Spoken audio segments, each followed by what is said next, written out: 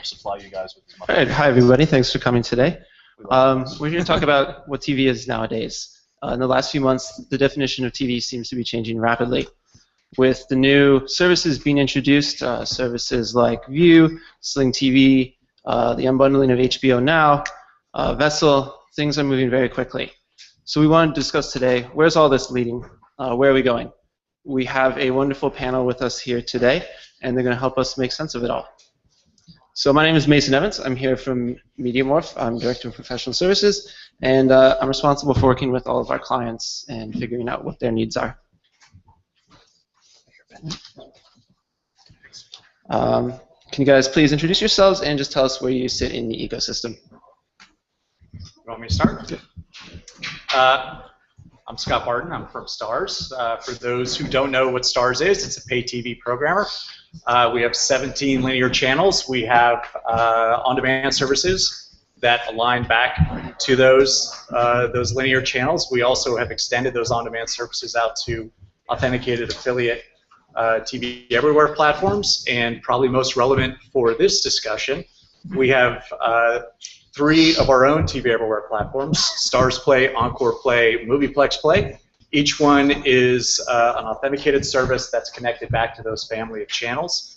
We feature, frankly, a fantastic offering of original series, as well as first-run theatricals that we license from our studio partners. Hi, my name's Hilary Pershard. I'm VP of Business Development for Sky. Sky is Europe's largest pay TV operator with about 22 million subscribers.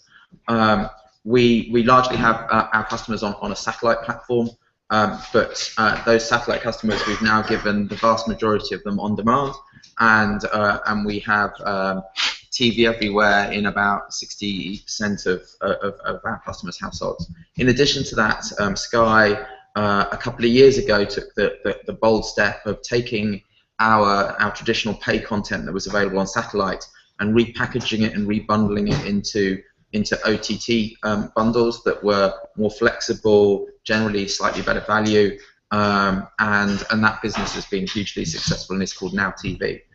For my sins, I've been at Sky for about 11 years and spent about 7 of that running product, launching things like TV Everywhere and On Demand. Hi, my name is Bill Martens. I'm the VP and General Manager of CBSNews.com and also CBSN, our new 24/7 digital news network.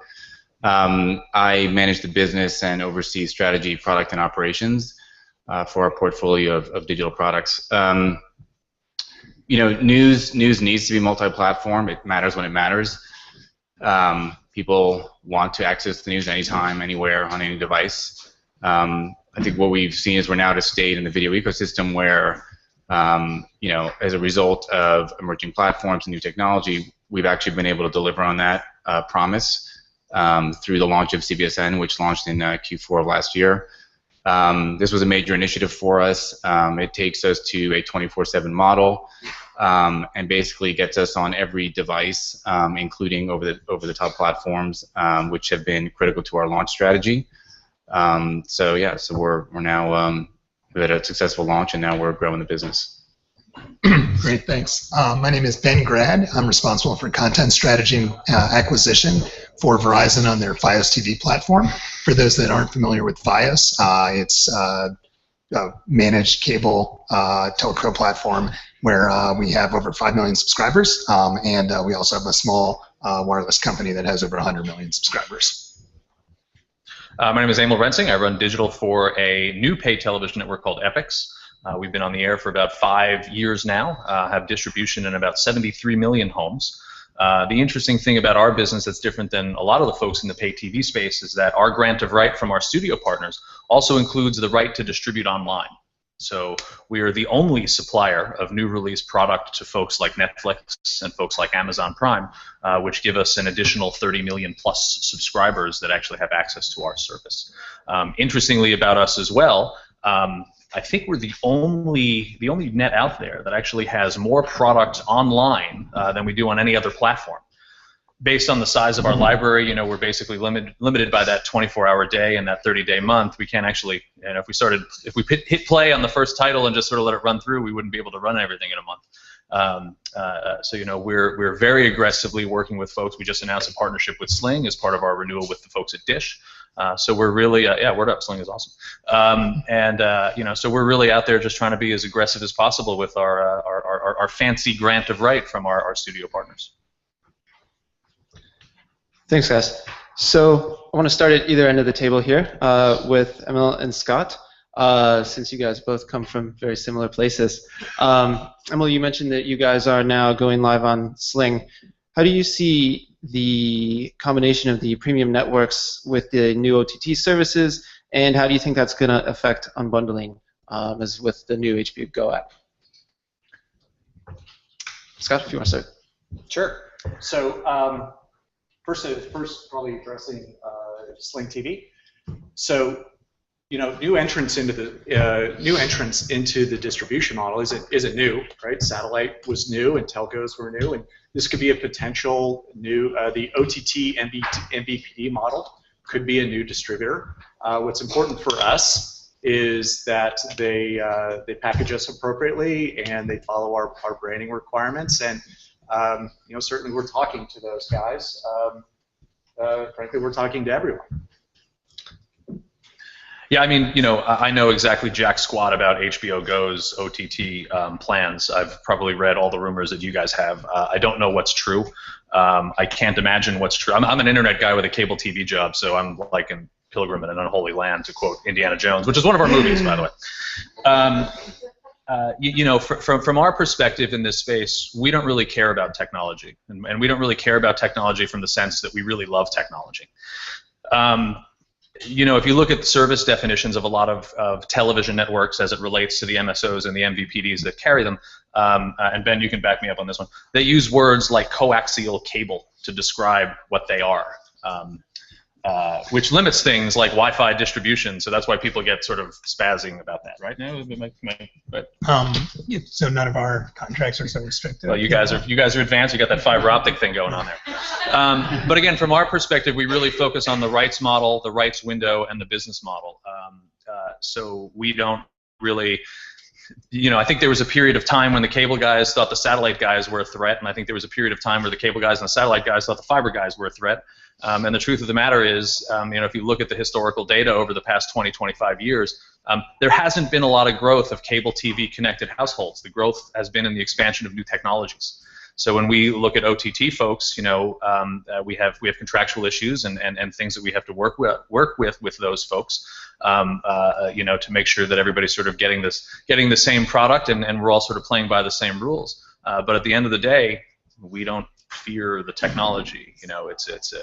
There's a demand for a product. There's an audience out there. The question is, can they be addressed in an economically viable way? And we believe it can. And if we're an analog for the industry, we've proven that it can. So that's how we look at it. So Ben, Emil mentioned a bit about marketing the OTT platforms. I think you're probably familiar with that a bit. Who are these new OTT platforms really marketed towards versus the old cable operators? So in terms of what other folks are doing in terms of who they're targeting? Or sure, or like who are you guys targeting? Is it a different market segment versus the cable subscribers? Are you seeing this as an expansion of total subscribers or people shifting to new methods of consumption? Yeah, so just to be clear, so Verizon hasn't specifically announced anything around, an OTT service. Certainly some of our senior management has made, oblique comments that reference, opportunities on the wireless front. And, suffice to say, with 100 million subscribers on the wireless front, that's something that, could be interesting to us. So can't really talk more specifically than that for us, but certainly, we do believe that in general in the industry, and where I'm sure people are looking at, they're looking at, millennials and cord nevers and cord shavers, and putting together compelling value propositions that can, attract those types of customers. But I think there's also, a budget element here, and frankly, the cable bundle is getting very expensive for a lot of people in sort of the traditional sense. So whether that gets addressed through lower cost packages over traditional MVPDs, or whether it's new entrants that end up capturing that opportunity, that remains to be seen. So Hillary, you guys have been pretty successful, I think, with some of your OTT offerings you mentioned. How have you found in terms of different subscriber models versus who's subscribing to OTT, who's subscribing to the more legacy packages? Yeah, sure. I don't know how much you know about the European pay TV market, but unlike the US, pay TV is nowhere near 100% penetrated in Europe. Pay TV in the UK is at around 60% penetration, which means there's about 40% of consumers who've just not engaged in pay or who aren't engaging in pay, which actually creates the opportunity for us with OTT, because it enables us to reach those consumers who just aren't that interested in full fat pay. And they quite like the idea of a bit of pay, a bit of pay light. What we found with our Now TV brand, it's targeted in a very different way. It uses rather brash, colourful, bright, kind of slightly jokey branding. Is that it's reaching a younger demographic. It's kind of obvious. It's reaching a younger demographic that's less fixed in where they live. They're more likely to be renters. They're living in more urban areas, and they want to engage in pay TV in a different way. And the great thing for us is that those two models are coexisting really successfully. Our core pay business, our full fat Sky business, is growing very successfully at the moment, and Now TV is growing very, very quickly. So we think it can work. It does potentially point to some challenges in the US, because I suspect those young people that are in the UK haven't engaged in pay TV at all, are probably in the US either not engaged in pay TV yet or paying a cable operator, and you've got to ask yourself what those guys are going to do as more models become available to them. Great, thanks, Hillary. So I want to shift gears a little bit. Bill, and I want to talk to you about the future of news. How do you see the long run of news on TV? We have the success of things like The Prophet on MSNBC, other long-form content like Anthony Bourdain on CNN. Do you see a place for live breaking TV news in the future, or do you think it's going to be all relegated more towards mobile? Absolutely, I do. As a new network, distribution through TV was critical to our strategy, and the OTT platforms have enabled that. There's still very much demand for live news. We see actually 70% of our streams are on live news versus DVR, which is what we call this on-demand functionality that's built into our product. So that's absolutely been validated for us. We also see spikes of 3x when live breaking news events occur, and that's true across all platforms.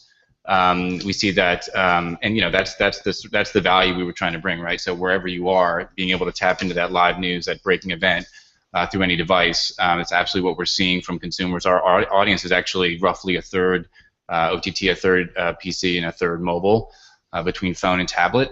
But we do see heavier engagement on the OTT side, as we expected.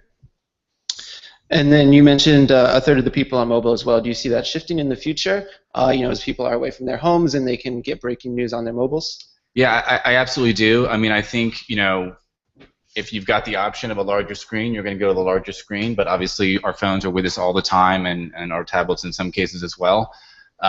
So it's a critical piece of the delivery system. We have to be there, and I think, especially on the biggest of breaking news events where there's a need to know right now, that's going to be a critical distribution mechanism. And how about with the format of content? There seems to be this focus on long-form content still, on both linear and over-the-top, and short form's really relegated to mobile. Do you see that changing at all? It's a good question. Because we're a truly multi-platform product, we're going to have to sort of accommodate many different use cases as we develop the programming format.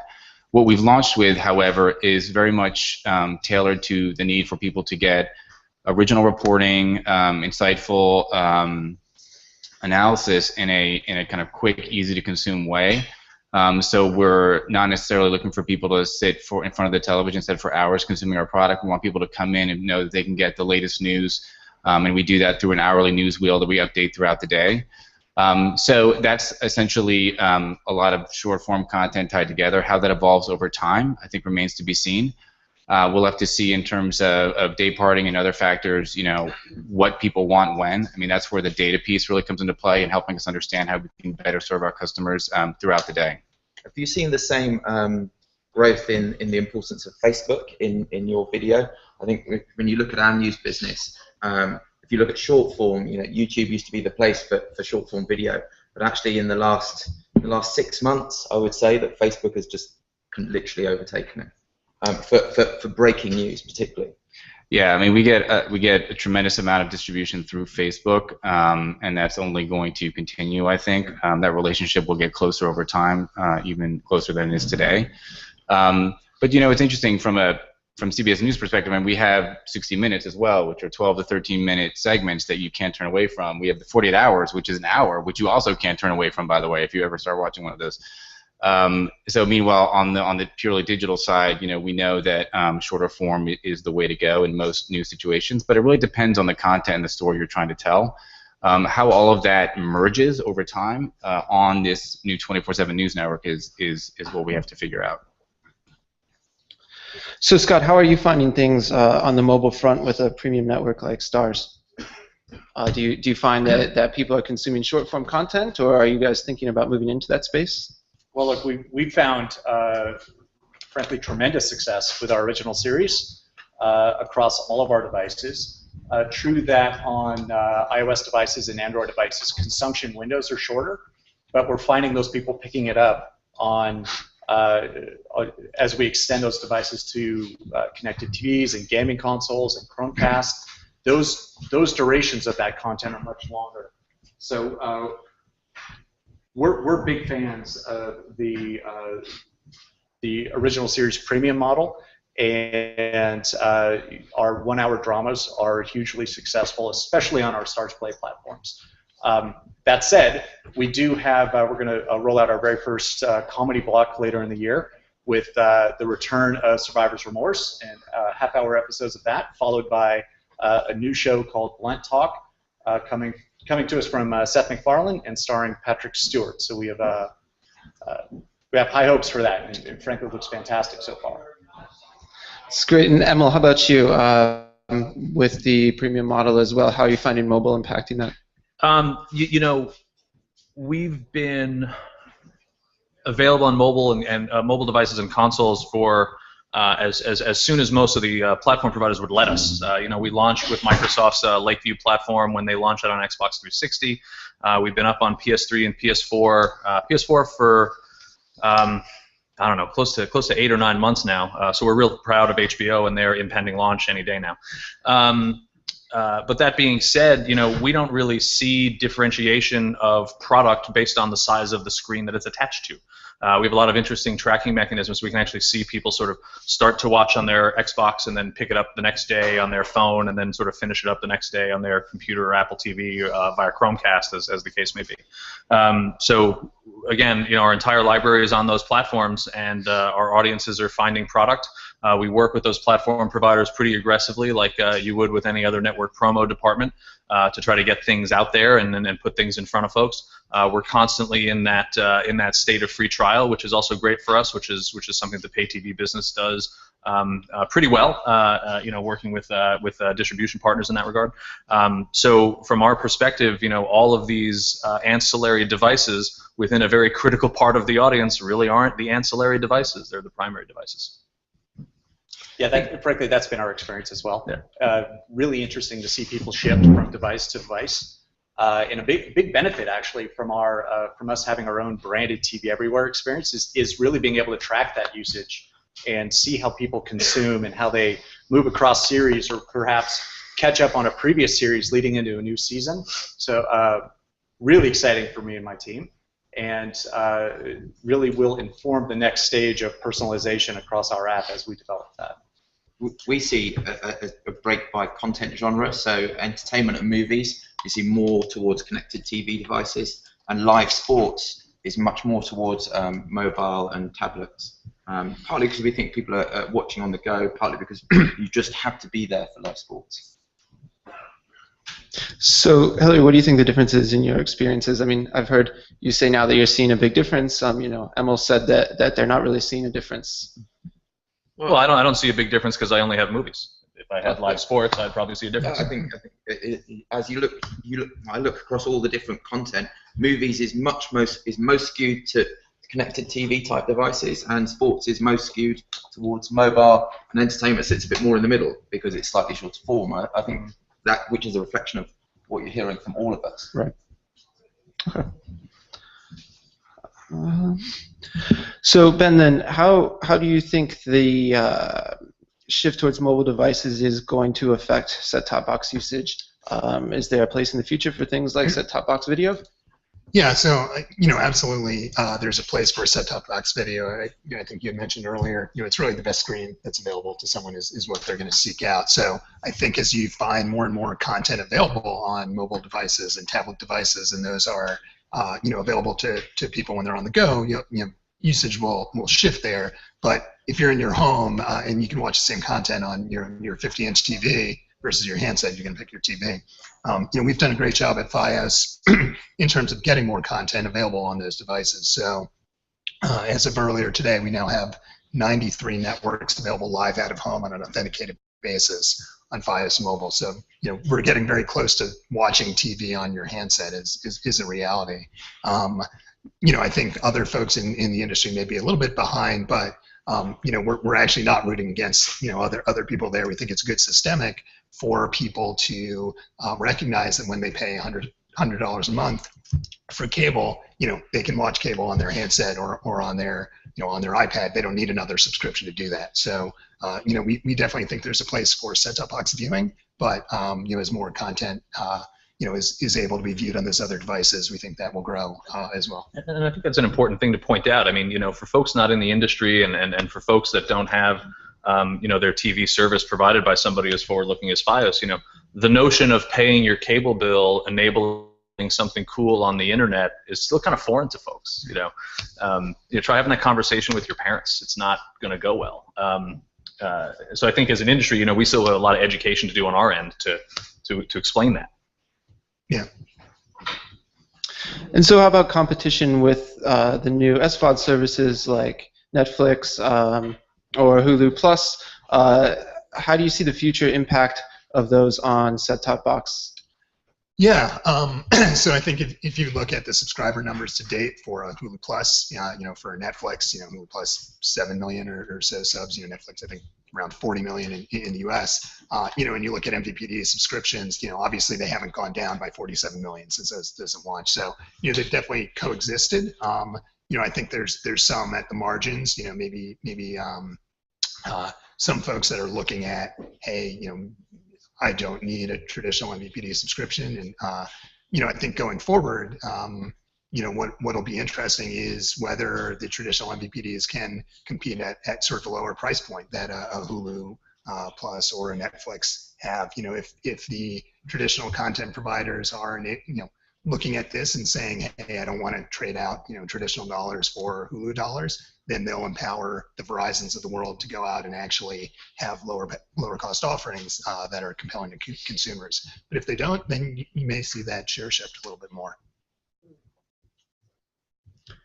So Hillary, those lower cost offerings sound like what you were talking about with your Now service. Yeah, I mean, so now, as I say, is a we call it more flexible, but is a lower cost option, a way of watching pay TV, and it is proving to be very successful. It's not kind of cannibalizing our core business. When you look at Netflix in the UK, I would agree that it's coexisting quite happily with our big pay TV operation, and we don't see people leaving us to go to Netflix at all. It's not something that's been a problem for us.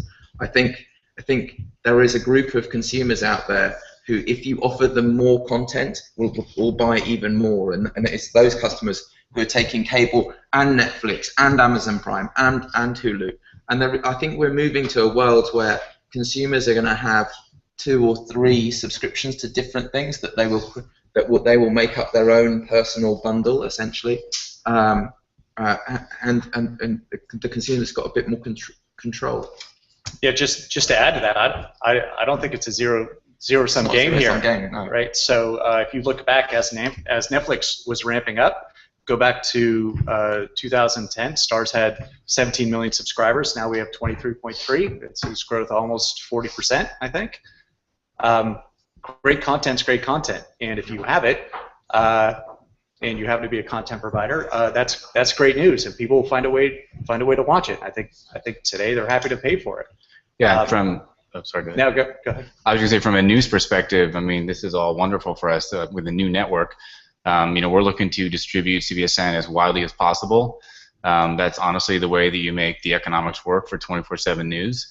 So, we're going to be working with a lot of different providers in a lot of different ways. I mean, for any providers, introducing new services and new bundles, having 24/7 live news is a pretty critical requirement there. So we think we can help sort of fill out some of those offerings potentially. What Netflix actually taught us was that there was this market for consumers who wanted more and wanted box sets, and that if we went and bought box sets, we could sell a whole new subscription that we hadn't even invented before. So we went out and bought HBO's entire back catalogue, created a box set service, sold it for £5 a month, and have created a very successful business within our own pay TV business. So I think my kind of advice to other operators is always embrace all this change, embrace it, offer your consumers more choice, more flexibility, and they will continue to buy from you. So Hillary, you mentioned Netflix as a content provider. You have things like Yahoo picking up Community. Do you see the lines between an operator and a content producer becoming blurred? Well, the way we look at ourselves is as a content producer or content owner that happens to own a distribution platform. So we go out and acquire content rights, whether that's acquiring rights like the English Premier League or creating our own content, and then we try and monetize it on as many platforms as we can, including our own. So I think, back to your point, content matters. How about you, Ben? Do you foresee Verizon getting into content production, or are you always just going to be purchasing rights? So, Verizon does do a very small amount of content production today. So we have proprietary news networks called Fios One News. And we've done some other small things, kind of in that regard. So don't have anything to sort of talk about on that front today. But getting back to sort of your earlier question about sort of the distinction between content producer and content distributor in this space, I think you have seen a trend of a lot of brands, CBS included, looking to make that transition from content producer to distributor, or at least a little further out in the value chain. And I think in particular in these subscription products, what these folks will be finding, if they haven't already, is that actually the hard work of acquiring customers, managing customer service, managing churn, is pretty hard work if you're building up your own distribution network. If you're churning at 8% a month as a subscription service, you have to refill your entire customer base in a year. So I think you'll see some more people dip their toes into this water, but ultimately it'll reinforce the value of traditional distribution, in sort of a weird way. So you mentioned subscriber churn and the work it takes to build out those subscriber bases. One of the things that really applies to is the new unbundling of HBO Go, and a lot of people are saying those are some of the problems they're going to have. Do you think that HBO's brand is strong enough that they can avoid those problems, or they're going to get sucked up just like the operators do? I mean, I think HBO has a great brand. I think they're smart enough, and they've worked long enough with the Verizons and other MVPDs, other third-party distributors in the world, that they hopefully will be wise as to how they decide to move forward in the marketplace. And I think they do recognize the value of the traditional distribution, but ultimately that's a question for someone at HBO. Emil, with the unbundling of the premium networks and creating their new apps, do you think this is going to cause problems between the operators and the premium networks? They've really worked closely for a long time now. Well, who's exactly unbundled? HBO. Really? Yeah, I don't know that we know that. I don't think we know that. Okay. I mean, they haven't made an announcement. It would be okay. It would be rude and inappropriate for me to philosophize, as it were. Okay. So I will. I think you're going to see. I think those folks have some big challenges with their existing distribution. They make a couple of $1 billion. That's billion with a B. With their existing distribution network, and you're going to be really hard pressed to come up with an internet model that's going to disrupt that or put that in jeopardy at any level. So I think that the other shoe has yet to drop in terms of what they're planning, and I don't think you're going to see something that's going to be, and I may very well be wrong, but I don't think you're going to see a direct-to-consumer $20 HBO product. I think there's going to be some hurdles that consumers are going to have to jump through to get there. That's my opinion. I don't work for HBO. I've never been to Time Warner. So you don't think HBO will bite the hand that feeds them? I think if I were a shareholder of a company that had a $2 billion revenue line and somebody told me that they were going to put that at risk because some people on the internet thought it might be a good idea, I'd have a problem with that. Scott, how about you? Do you see any of the premium networks unbundling? One, completely agree. It'll be exciting to see what happens. We like our jobs, me and Scott. Right. It'll be very exciting to see what happens. So looking forward to that. Just stepping back a bit from a premium perspective, typically we're packaged at a very high tier, expensive tier, and what will be important is, and what we're focused on is finding ways to take our high value content and our new originals and find ways to get them to our subscribers more affordably. And that very well could mean that Stars Play could sit on top of a high-speed data package. Now, whether you would call that, a OTT solution or not, the word OTT is has become a bit muddled there. So be very careful about what that means. It's such a horrible industry phrase, OTT. Absolutely. So we're very interested in working with our distribution partners in finding ways to accomplish that. Frankly, we've been saying that for years. Great. So one of the other things I wanted to talk about that has come up a couple times today has been live sports. I think we all know that sports drive people towards the TV screen viewing. It keeps people subscribing to their cable. Do you guys, any of you, see any future in the unbundling of sports? I know we just saw, for example, ESPN's $99 World Cricket package. Yeah, so I think that the cable TV ecosystem has probably served sports rights holders actually better than distributors or traditional networks. So they've actually up until I think very recently, they've been slower to, even on some of the things that seem like no-brainers to us, like TV everywhere, slower to embrace some of those things. That said, obviously there's some experiments going on now, but again, I think sort of the economics that Milt referenced around how much they make in sort of the traditional ecosystem, it's actually more applicable to sports than anything else. So I think you'll see some trials and some things at the margins, but I'm not sure about big wholesale changes. Hillary, is coming from the operator side as well. What do you think? Yeah, well, so I think I don't know whether I can't really comment on the US because I don't really know the US sports environment. I know that within our own business we have innovated on sports pricing. We've got day passes now and week passes that we didn't have before, and I think there will be more innovation in pricing, more different ways of slicing and dicing the rights in order to offer more consumers access to the rights in order to increase the revenue pie. Because the one thing about sports rights is they always get more expensive, and therefore you've got to keep seeking out new ways of monetizing those rights. And how about something like second screen and the impact that that's going to have on sports? Do you think that will help keep that on TV or drive it towards mobile and iPads? Yeah, I mean, I think second screen has great applicability for sports potentially. I think getting sort of all the elements of the ecosystem to sort of sing the same tune is kind of a challenge with second screen in general, and definitely with sports. And so I think once there's a clear revenue model around it, I think that's when you see a lot of the rubber to meet the road. Bill, do you think there's any applicability of second screen technology to live news? Yeah, I mean, absolutely. I think there's ways of extending the experience through a second screen companion app. That's not something that we've experimented with yet, but I think that's going to be part of our natural evolution. Is understanding how the live breaking news experience should change over time on interactive platforms, where there's an opportunity, as I said, to do more social integrations to extend the content beyond what's being reported on air. So that's probably something that we'll play around with.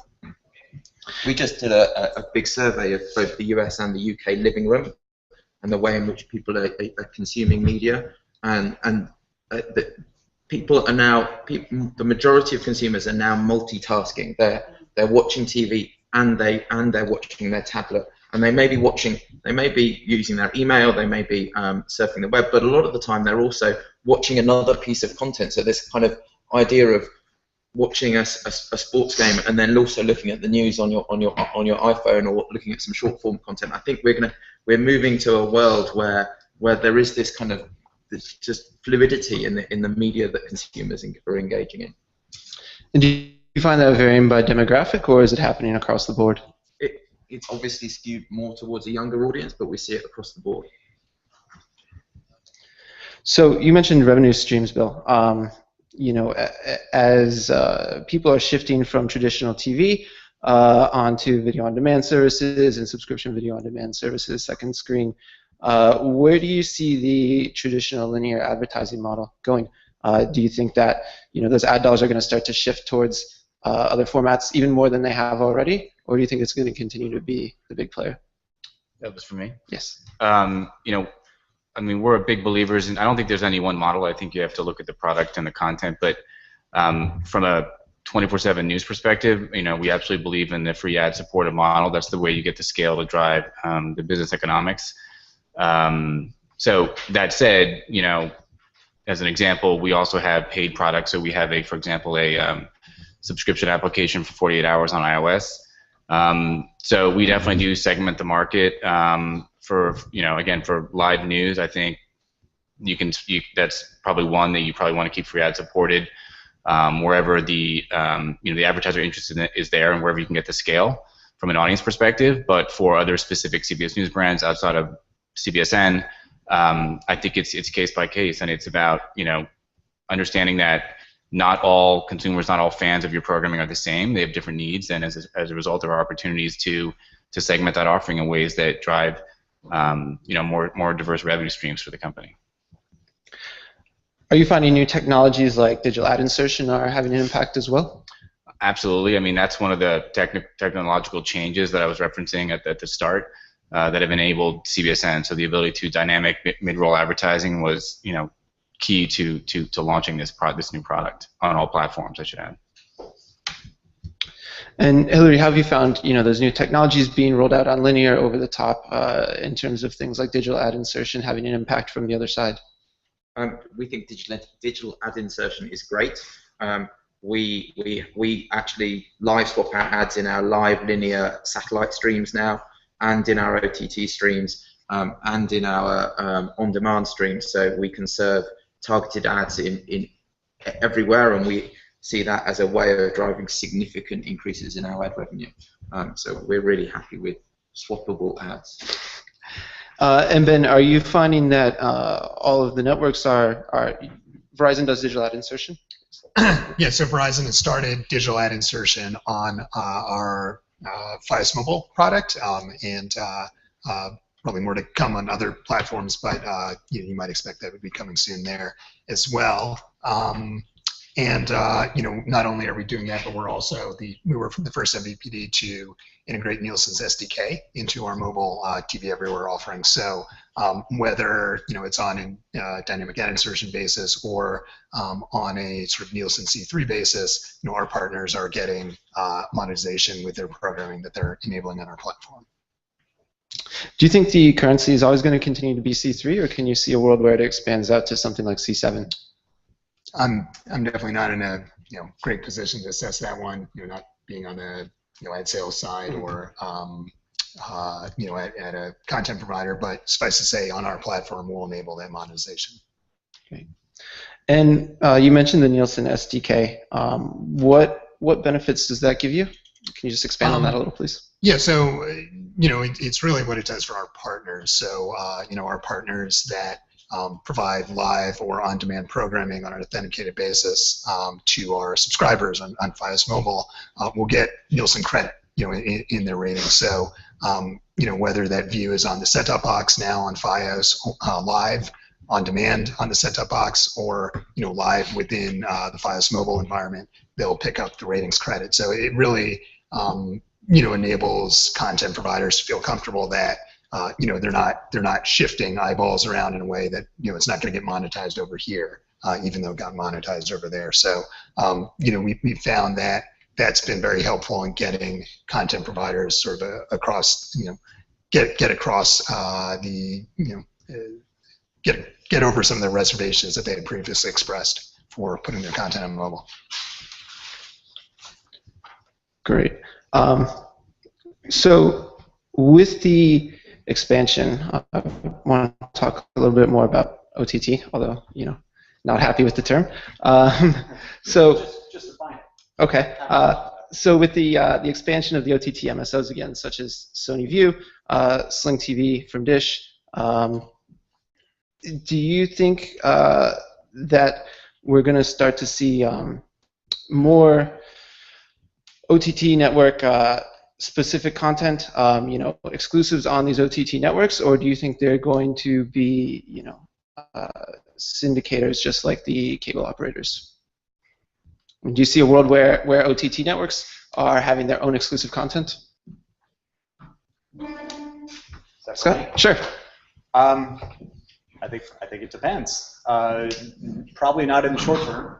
As it relates to us, we're looking forward to working with all of our distributors, certainly current distributors, and potentially some emerging distributors. But our content offering and our programming model will remain consistent. Whether or not those distributors decide to start creating some of their own content, I really don't know. I don't think I can comment. I don't think it'll happen in the short term. What do you think? Do you see a future where OTT networks might have exclusive content? I think original content is the easiest thing in the world, and making hits is so super simple. I look forward to Con Edison.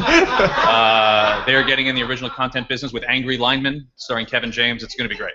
No, I mean,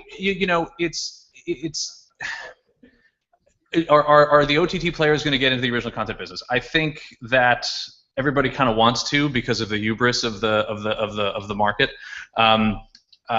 We spend a lot of time debating internally at Epix about the content business. My studio partners have been very public saying that we're getting into that business.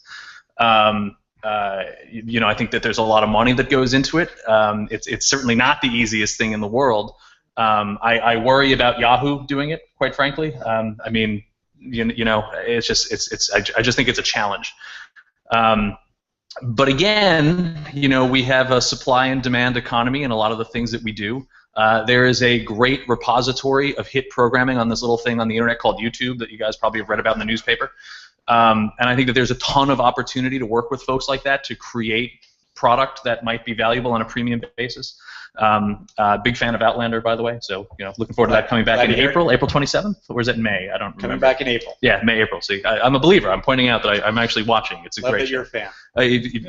Ron Moore is a genius. There's not a lot of people out there like him, and finding that talent is a challenge. But I think everybody in that space is going to move in that direction in one way or another. Especially folks that sort of live in the tail end of the bundle. It's a very efficient way to spend marketing dollars. But I think that there's a lot of evolution that needs to happen in the next couple of years. We enjoy our relationship with Netflix, just to pick on those guys for a little bit. But I'd like to play a game. How many original Netflix series can we name? There's been 15 of them or 17 of them, I believe. They're not all of them are hits. It's an incredibly challenging thing to do. Yeah, I mean,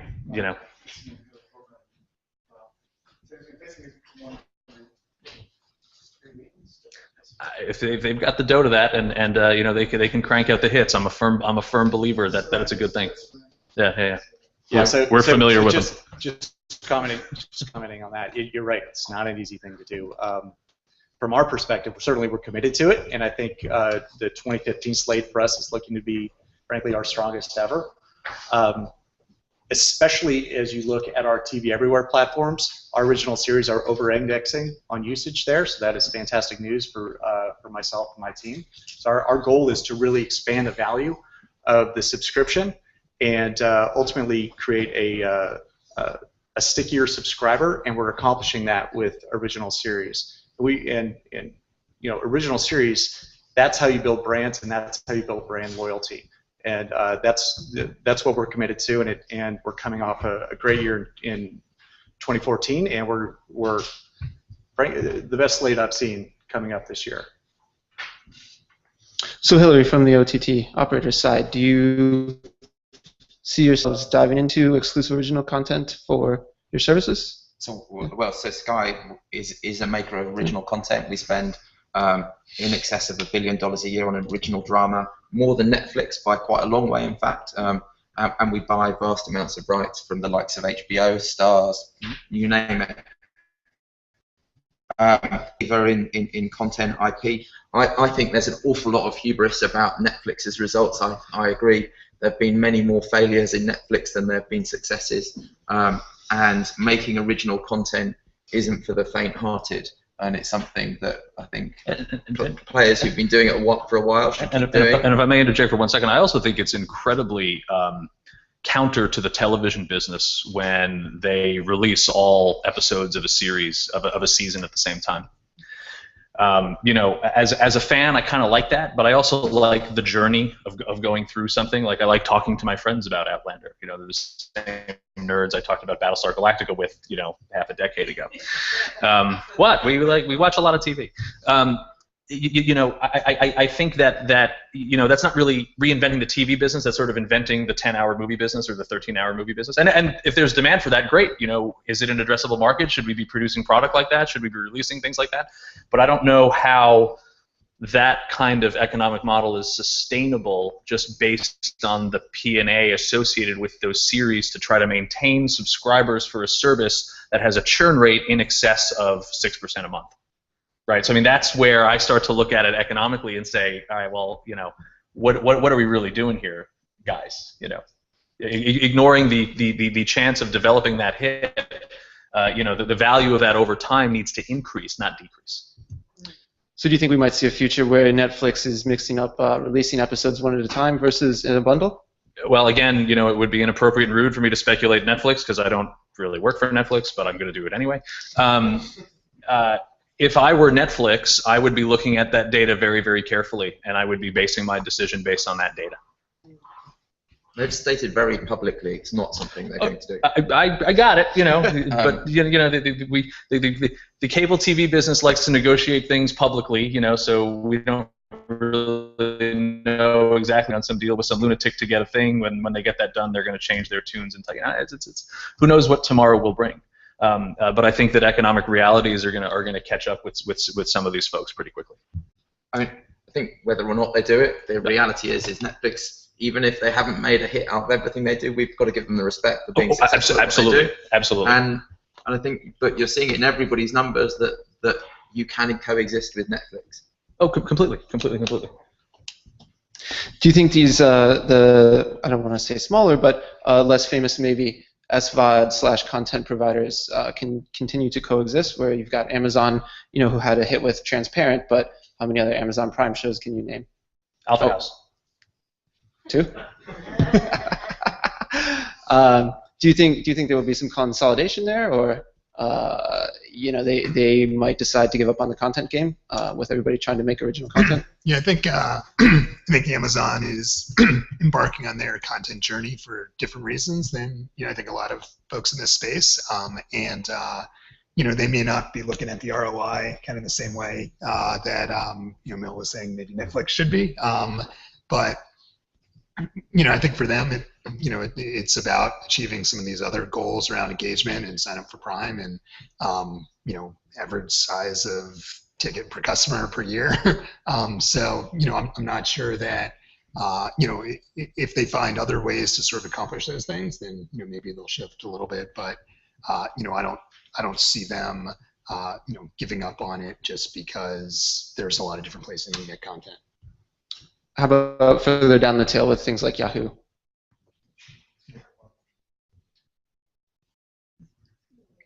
Who, me? I was continuing.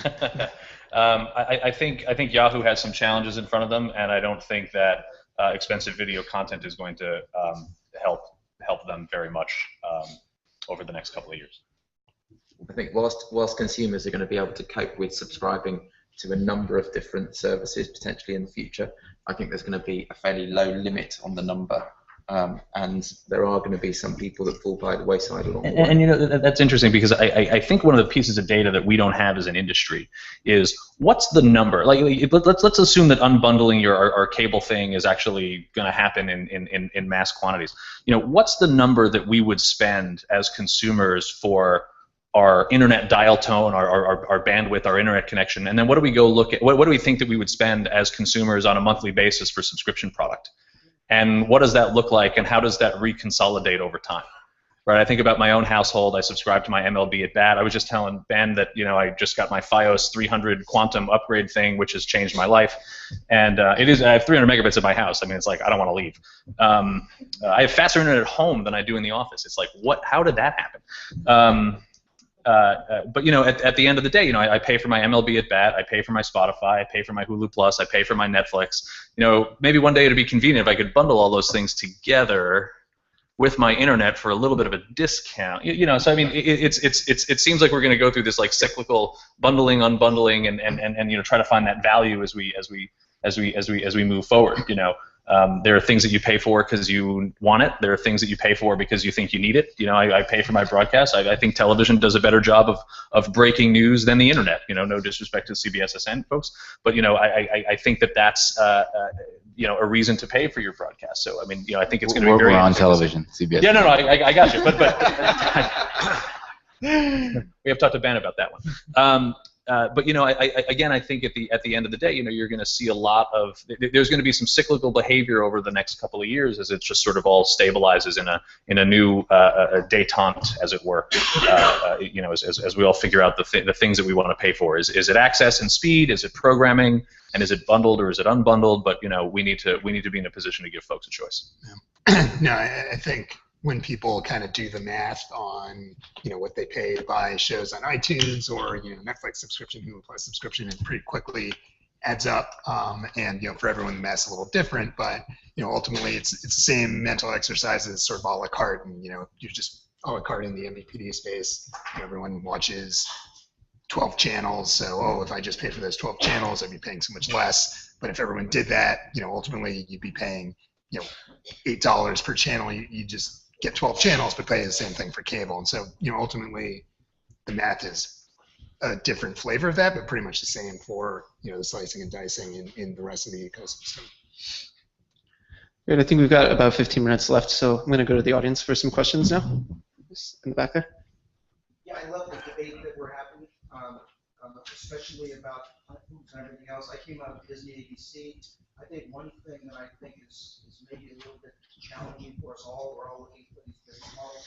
I guess twofold questions. One is that we're kind of beating up on Netflix and maybe Amazon for the fact that they're swinging and they have 1 out of 20 hits or whatever that is. But go back to it, ABC would produce 40 pilots to get 2 hit shows. I wasn't suggesting that we were any better particularly. I'm just saying Netflix like to paint a picture that they're perfect at it, and I think the reality is that nobody will ever be able to measure, in fact, whether Netflix is any good because they don't publish their viewing data. So therein lies the problem. But I think people like Netflix are clearly get very experienced at it now, and I think there are people around this table who are very experienced at it. I do think there is a whole slew of other SVOD services out there who have seen this idea of original content. They've heard the Netflix hubris that it's something you can quite easily do, and I don't think it's quite as easy as you think. Yeah, just adding to that, I don't think we're beating up on Netflix, No. or certainly I wasn't. I think we're. What Scott's attorney told us he meant to say was. That's right. Wait for that. Right. I think we're just saying it's not easy to do, right? I think we all recognize it's not easy to do. And frankly, for us, it's really a balance. It's a balance between original series and our theatrical content that we get from our studio partners. For me and for my team, and as it relates to our TV Everywhere products, we're ecstatic at how well the original series are doing for us and how well they're over-indexing on these platforms. That was my point. And I was just going to say before you get off that, I'm not a Netflix, I mean, a little stock in Netflix, but I'm not a Netflix supporter. But I will say a truth, in my household, I have 2 kids. I swear to you, I can get rid of, and I came out of traditional TV, I can get rid of everything, but I cannot get rid of Netflix. They love Netflix, it's still the gate. And that's the point just in my household. Up front here. Yeah, I have a couple questions. One is, you didn't discuss Twitch TV, which has 2 parts to it. One is esports, and it's different kind of sports, and it's got 100 million MAUs right now. And the other that it introduces is this concept of shared occurred viewing, because I'm texting while I'm watching. And nobody talked about it. Nobody talked about it as being another format. If you go to Korea, you can get it on television. Yeah, well, I mean, just 2 things on that. You know, we do offer actually a co-viewing experience within our platform. You can actually come to the website. Actually, we don't have this in any of our apps yet, because frankly, we haven't found a compelling way to do it. And Twitch has barely, within their app ecosystem, found a compelling way to do it. But you know, you can watch any title, hit a link, and then share that title with anybody, whether they're a paid subscriber or not. Which is we've launched with that feature. It was something we've been doing since day one, and among our younger audience and among some core customers, it actually gets a tremendous amount of usage, and it's fun watching them say, "Hey, this is like Twitch, except for movies you may have heard of." But as it relates to Twitch, I mean, the truth of the matter is Twitch is a hit, right? However we define a hit, it's a hit product, right? So shame on insert name of cable network here. For not jumping on that and doing a deal to acquire that hit, but they were speaking to an audience. They connected with an audience. It was an addressable market, and they're gangbusters. They're crazy. They're out of their mind. They love it. I was having a debate yesterday, in fact, with some folks over at NBC about some stuff that they're trying to pull together, and it's like, well, the only deals I'm allowed to do are pilots of half hours and hours, and none of this stuff fits that model. Right? You know, could you imagine a bunch of TV executives sitting down with the guys at Twitch 5 years ago and say, ignoring the part where they wouldn't have known what the product was, but you know, here's a contract to do a pilot. What the heck is that? You know, so I think that's part of the challenge that we all have in this space moving forward. You look at YouTube, you look at the short form video on Facebook that you were referencing earlier. You know, there's hits in there. You know, trying to find them, trying to package them, trying to monetize them, you know, continues to be the challenge. But you know, Twitch, there are things in Twitch that I love, and there's a lot of stuff about it that I don't understand, but it's a hit, plain and simple. I come out of gaming and music, and we created an app called Broadband, which does co-viewing, where you can actually... The little orange icon thing that was, yeah. And you can chat with each other. And it was a cool product. It's a cool product, and what's happened is that the pickup is two areas. One is people watch movies. They watch a lot on Netflix, and they'll watch whatever else they can grab. And the second thing is they play games on them, which fits in with the Sonic situation. But they'll watch Minecraft, and they'll watch League of Legends, and then there's a cloud service for Minecraft. We can actually play it stream-based and do it on cloud. But what we see from it, not in the advertising or marketing, is a huge uplift. And 40% of the volume is outside the United States. Wow. In the back? So, great discussion all around. I noticed predominantly focused on television, and one thing that struck me is that recently we had this atypical, but big case study in terms of a big budget Hollywood film, The Interview, that all of a sudden needed to be distributed entirely online. And what struck me is they made significant sums of money, but a lot of the reports I read afterwards cited that it's not viewed that the big budget Hollywood films would necessarily be able to be distributed online for a profit, but the smaller, more independent kind of films that are now being shut out of the exhibition outlets, the theaters, there's great potential. And I think of movies like Snowpiercer, which I watched on Horizon Firehouse, and you spend $9, yeah, you could say it's half, it's almost as much as that ticket to the movies, but if you're able to watch at home with an adult beverage in your hand and not have to worry about anything you do when you go out, it's a very different kind of user experience. And I'm just curious how feature films play into the equation in these discussions about 21st century networks. Yeah, I think for independent films, as you know, they have done more of this alternative distribution, online distribution. We've partnered with IFC and others on sort of day-and-date releases, and it's a great way to get films out there and enable people that don't live in areas that have art house theaters to see these movies. Ultimately, there are so many independent movies released in a year that you just kind of drown in a sea of them. How do you find out about them? How do you know which one you need to watch when you don't have sort of the filter of, okay, these are the 10 playing at the Movieplex. So I think you probably will continue to see more of that in the independent space. But in terms of the major releases, yeah, I think it'll stay within the ecosystem, at least until the theatrical chains, relax their grip on certain elements of that.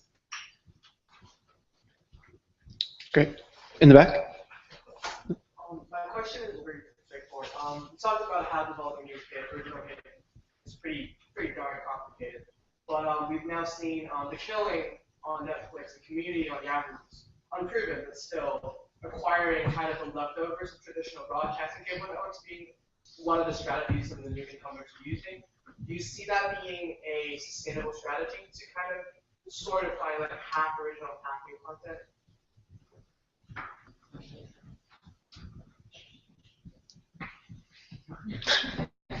Anybody want to weigh in? Yeah, I think syndicated content, right, is what cable networks, a lot of them used in their early days to get established before they were doing originals. I think you leverage familiarity of brands when you're trying to establish your own brand. So I'm sure that'll continue to be an element of what distributors look to or aggregators look to include when they're breaking into a space. Up front. Question on the EPG side. TV everywhere and the traditional MSO model with EPG is proprietary for all kinds of practical reasons. How do you see that evolution of that user experience? Because I think this first generation of users don't mind having like half a dozen different devices in front of them when they watch TV, but I can't see that scaling to grandma. And over time, the idea that you have fragmentation of EPGs. How are you going to get your stat? How are you going to get what you want? I think we've solved this problem. It's called Google. I'm pretty sure that I have an EPG on my Fios box, right? I have one. I couldn't tell you how to use it. I have to say I'm not sure the answer is Google, because Google is very good when you've got a keyboard in front of you, but when you're sat back watching your TV. You just said most of your viewers have this in their hand too. They've got that, but we've done lots of work on people using their phone to control their TV.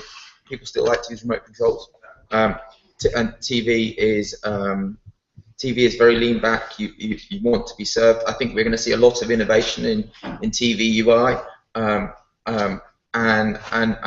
that said, I think it will start to converge on a common place, a bit like kind of web UI design has over time. So I don't think there's a real issue with educating people. I think they're doing just fine with Netflix and their cable operator at the moment. In the back. I have a question about your relationships with your content providers and your studio partners now that you're, especially I guess in the case of Epics with Sling and Sky now. How picking up like standalone OTT SVOD rights in addition to pay TV or to whatever rights you're picking up, how does that affect your relationships? If you go to HBO and say, hey, by the way, remember, can we like interpret the contract for all our old HBO series include maybe over-the-top SVOD rights or with movies, can we just throw those in? Is that easy, or is the first way you kind of push that in that regard? We've been working on OTT now in the form of TV everywhere for about 5 years, and our Now TV service for 3 years. And some of the deals to get the rights in the right way have taken a lot of that time. These are non-trivial negotiations with studios. We now have the attitude that when we negotiate for any rights, any show, we negotiate for all rights. It means that sometimes we're put at a disadvantage versus some of the terrestrial networks in the UK, but we believe very firmly that consumers should be given the choice to watch the same piece of content anywhere. Yeah, similar experience with us, and 5 years ago when we were really first doing this in earnest, we heard a lot of, well, sorry, we'd love to do it, but our rights aren't cleared, and our content partners have done a much better job in the last few years, going back to the studios that are producing the content, getting those rights, so then we can enable our customers to enjoy that content across platforms. And from our perspective, we're actually owned by our content providers, so yeah. We had a bit of an ambiguity, and actually there was something very specific that you guys were asking for when we launched on Fios. Fios was our first distribution partner. And we had to go amend our output agreements with the studios. That took approximately 22 minutes and 4 phone calls. How long does it take you guys to amend an output agreement with a studio? Slightly longer. Yes. Yes, in the back. When you're negotiating for rights, obviously you're looking for digital rights, but are any of your negotiations starting to separate out OTT platforms to have a unique definition? In other words, digital rights are no longer covering you for OTT opportunities. Are you starting to see that, or when you're negotiating for digital rights, who cares if you're using a device and a streaming player to beam it to a larger screen? Still digital. Is that a question for me? Or Anyone. It really depends. And I go back to how you define OTT. And for us, we're a premium subscriber. And whether you watch it on the linear channel or set-top pod or Stars Play, it's important for us to for the offerings to be the same. And really an enhancement to your overall subscription. Right, yes, I think it is a little different. Yeah. Rights. There is always going to be variation in the terms that you're able to strike with different rights holders. But we start from the principle that all consumers should have the choice of accessing the same content, provided they pay us for it appropriately, and that we pay the rights holder in any way they choose. Great. I think we have time for one more question. Up here? Yeah. I have a question related to that, but more on a macro level, in terms of with increased distribution, let's call it OTT, and probably more content providers. What do you think how do you think the change is going to be in the dynamic between the pricing of content with the distribution channels compared to what it is now, and is that going to drive enough savings to make the consumer save money and have better experience? Which apparently is what's driving the funding. Do you think it's going to happen, or what drives lower pricing so that an unbundled package is less expensive than a bundle? And do you think it's going to happen? Lower consumer pricing? Yeah. Right. Oh, for the consumer is the shading and the cord cutting is what's driving the unbundled for the most part. Right. And also just the pricing, the original pricing is already signed up. Yeah. So what's going to drive the content providers pricing down so that the distribution channels really unbundle on a more economic basis? Yeah, no, it's a great question. I think ultimately the content providers, have to look at sort of the MVPD ecosystem and what they get sort of for a bundle, and realize that people are being priced out of it today, and that is why you see the ecosystem plateauing and shrinking a little bit. And I think that if they're interested in continuing to grow, stemming that and continuing to enable it to grow, they need to empower distributors to slice the bundle, to some extent, to be able to actually offer lower cost packages to customers who are not priced out. Ultimately, we can be as aggressive as we can be on it, but we need to work with our content partners to do that. And if they're if they have the foresight, then they'll empower us to do it even more. Great. Well, I want to ask everybody one last question here before we wrap up and go. When we come back here in 12 months, which of these new services do you think will take off? Which ones do you think are going to survive, and which ones are going to fade away? Scott, let's start with you. Really tough question. There's a ton of variables. None of these are really in market yet, substantially in market yet. It'll depend on pricing. It'll depend on content. Frankly, it'll depend on stability and the expectation of the consumer, right? So people just want their shows, and they want their shows on the best screen they can get it. And getting on the TV or the big glass is crucial. I'd be speculating if I don't know. I don't know who will survive. Go ahead and speculate. I can't do it. I can't do it. I think what we will see more of is TV Everywhere platforms on more TV-based devices, and I think we might see some of the traditional SVOD providers converting over to more of the MVPD IP-enabled set-tops, similar to what Dish has done with Netflix already. I think great content's great content, and folks will find a way to get it to subscribers. Great. Hillary? More consumers will be subscribing to more packages fundamentally, I think, in a year's time. It's impossible to say who the winner is going to be because we don't quite know what everybody's pricing is going to be and how they're going to package it or how they're going, what content they're going to put into it. I doubt anybody, if you ask them in a year's time whether they'd met their targets, would say no, because I think everybody needs the next couple of years to be successful in what they're doing. So I think everybody will be declaring a success, even if it's not a success. Bill? You really are in the pay TV business. CBSN will be successful. I pretty much agree. I think you're going to see more. You'll see more packages. You'll see more content, and you'll just continue to see a lot of experimentation. I do think it's going to take some time for all of this to play out. And I think the only thing we can count on right now is that the dynamic nature of the industry is probably here to stay. Yeah, rather than specifically pick winners or losers, I'd say those that actually do look to partner with either MVPDs or ISPs are probably better positioned to grow and manage, the churn that's going to inevitably come with being a direct-to-consumer offering. And my bet is you're going to see a lot of competition and a lot of buzz over the next 12 to 18 months around folks like Vessel, AOL, and YouTube in the SVOD business, but not in the SVOD business that any of us have spoken about today. I think one of the great things about now is it's a great time to be in video because video as a category is growing faster than ever, and that's why I think because the pie is getting bigger for everyone. Everybody will be able to have some success. The industry I wouldn't want to be in today is print. It's a great closing comment. Thanks, Hillary. All